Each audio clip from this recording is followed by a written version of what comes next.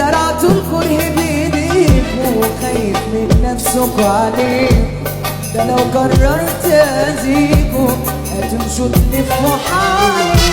بطولي واقف صلبتوني وقادر أصد وما بضرب، هتقعوا بكرة هتكوني